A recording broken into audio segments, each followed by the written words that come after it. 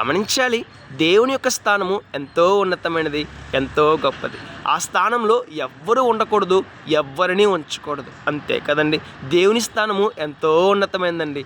ఆ స్థానంలో ఎవ్వరూ ఉండకూడదు, ఎవ్వరిని మనము ఉంచకూడదు. ఎందుకంటే దేవుని స్థానము అంత ఉన్నతమైనది, అంత గొప్పది. మనలో చాలామంది మీకు తెలుసో తెలియకనో దేవుని స్థానాన్ని అందరికీ ఇచ్చేస్తూ ఉంటాము. దేవునికి ఇవ్వాల్సిన ప్రాధాన్యతను అందరికీ ఇచ్చేస్తూ ఉంటాం. అలా చేయకూడదండి. దేవుని స్థానం దేవునికే ఇవ్వాలి. దేవునికి ఇవ్వాల్సిన ప్రాధాన్యత దేవునికే ఇవ్వాలి. ఎందుకంటే దేవుడు మానవుణ్ణి పోషిస్తున్నంతగా, కాపాడుతున్నంతగా, నడిపిస్తున్నంతగా, ఆదరిస్తున్నంతగా, క్షమిస్తున్నంతగా, సహాయం చేస్తున్నంతగా ఎవ్వరూ చేయలేరు, ఎవ్వరూ ఉండలేరు. కాబట్టి దేవుని స్థానం దేవుడిదేనండి.